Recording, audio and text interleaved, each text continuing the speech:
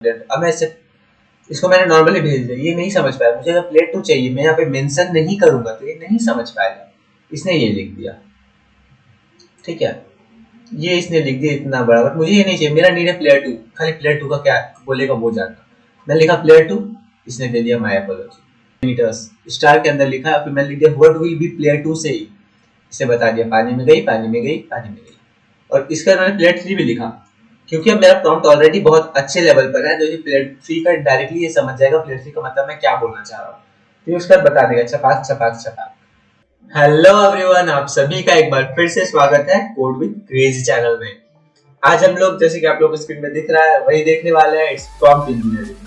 ठीक है, क्या है नहीं है वो सब देखने वाले हैं। तो आज का कंटेंट होने वाला है 3 पार्ट्स में। First is introduction, second is principles and third is summary. Introduction, ये मैंने एआई से ले लिया तो गलती से मैंने गलत नहीं लगा दिया, इसको इग्नोर करना गाइस।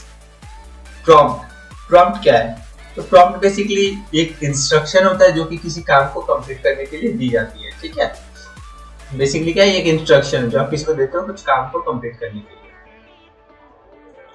इसके 2 प्रिंसिपल्स होते हैं। प्रिंसिपल नंबर 1 क्या है कि आप क्लियर लिखो और स्पेसिफिक लिखो इंस्ट्रक्शन को। प्रिंसिपल नंबर 2 क्या है? प्रिंसिपल नंबर 2 कहता है कि आपको, क्योंकि 1 बोल देता है ऑलरेडी कि क्लियर स्पेसिफिक रखना है, तो सेकंड बोलते हैं कि आपको थोड़ा सा टाइम देना है उस मॉडल को। अब मॉडल यहाँ पे क्या है? मॉडल यहाँ पे एआई है, जो भी आप एआई को यूज कर रहे हो वो है। ठीक है, जो जनरेट कर रहा है, तो बोलते हैं उसको थोड़ा सा टाइम दो सोचने का, तो आंसर का एक्यूरेसी का रेट बढ़ता है। अब बढ़ते हैं आगे, इसके कुछ टैक्टिक्स हैं। टैक्टिक्स बोले तो कैसे आप इसको और बेटर कर सकते हो, कैसे आपका एक्यूरेसी को कैसे आप बढ़ा सकते हो इंस्ट्रक्शन में। 1 है यूज डेलिमिटर्स। डेलिमिटर्स बोले तो क्या होता है डेलिमिटर्स? जैसे double quote, single quote, back text, angular bracket, curly braces, कुछ भी आप डाल दो बस। ठीक है, ताकि वो डिफरेंशिएट कर सके टेक्स्ट में से, वो पूरे में से आपका क्वेश्चन कौन सा है, आप क्या रेफरेंस के लिए दे रहे हो वो पता होना चाहिए। दूसरा है हमेशा स्ट्रक्चर्ड आउटपुट मांगो, कभी भी ऐसे नहीं कि जस्ट देकर आउटपुट मांग रहे हो। ठीक है, वो काम नहीं करना चाहिए।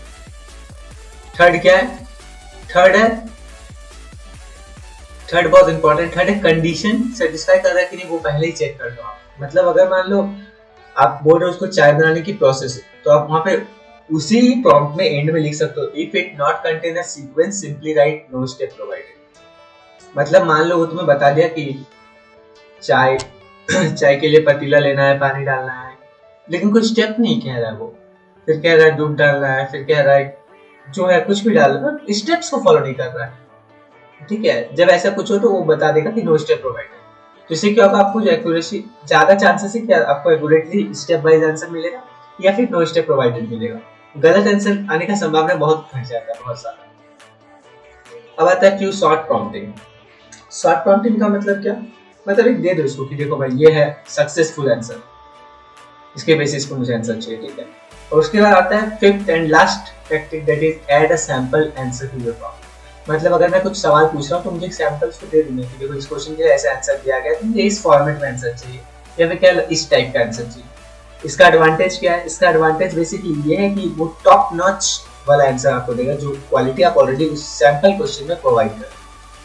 ठीक है, अगर मैं इस एग्जांपल में लिख दूं कि right the numbers like this, तो वो सारे को इसी तरह लिखेगा 2 + 5 7, जो भी उसका जो क्वेश्चन रहेगा उसके अकॉर्डिंग। बस एक सैंपल एग्जांपल। ठीक है, बढ़ते हैं आगे।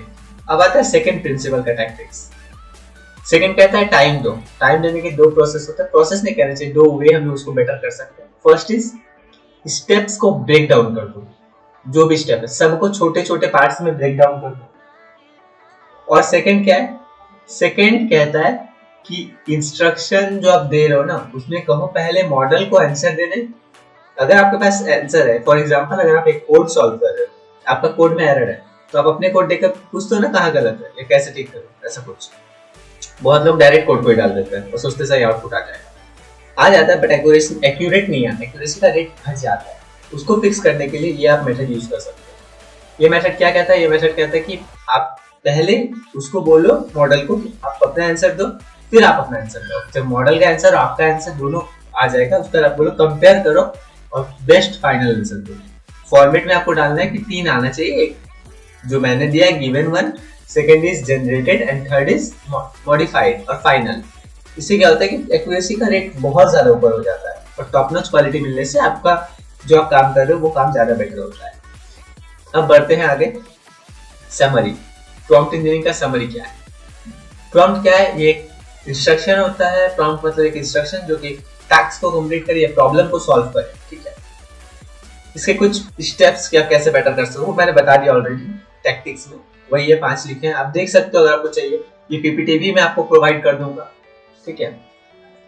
इसके अलावा मैं कुछ एग्जांपल दिखा दे रहा हूँ, ठीक है। ये रहा, जैसे मान लो ये प्रॉम्प्ट है, ये आउटपुट है, तो मुझे अगर ये चाहिए, ये वाला समराइज दी पोएम लाइंस, तो यहाँ पे एक लोग बहुत गलती करते हैं, 4 लाइन 5 लाइन जो दिया हुआ है पोएम को उसको कॉपी करके पेस्ट करना। आपको वो नहीं करना, आपको इस पूरे को प्रॉम्प्ट में डालना है, समराइज से लेकर पूरे एंड तक।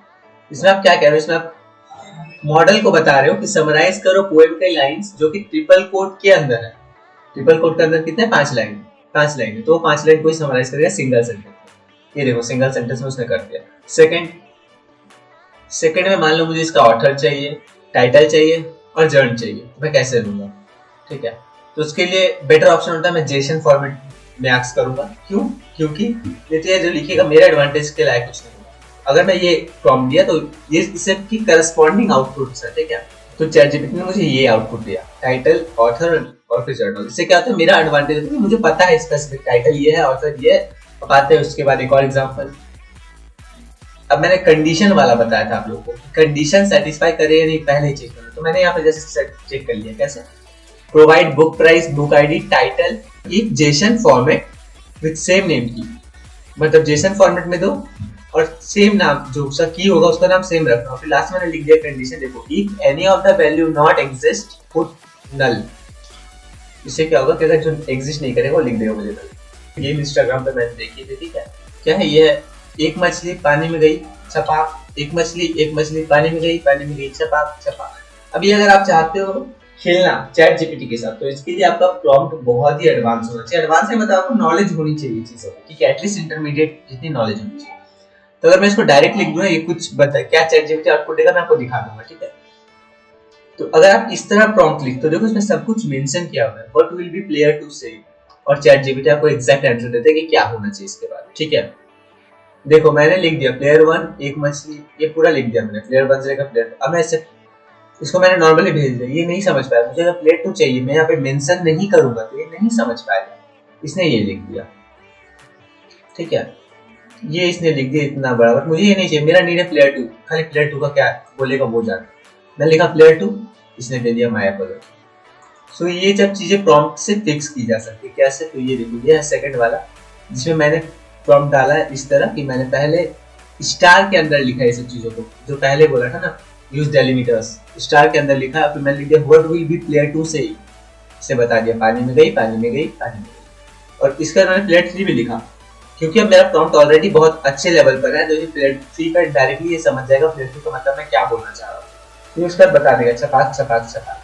तो इस तरह प्रॉम्प्ट इंजीनियर का ये एडवांटेज होता है कि जो आंसर को नहीं दे पा रहा है उसको भी आप सही तरीके से क्वेश्चन करके आंसर को पा सकते हैं। तो इस वीडियो में इतना ही, मिलते हैं अगले वीडियो में, तब तक के लिए जय हिंद जय भारत।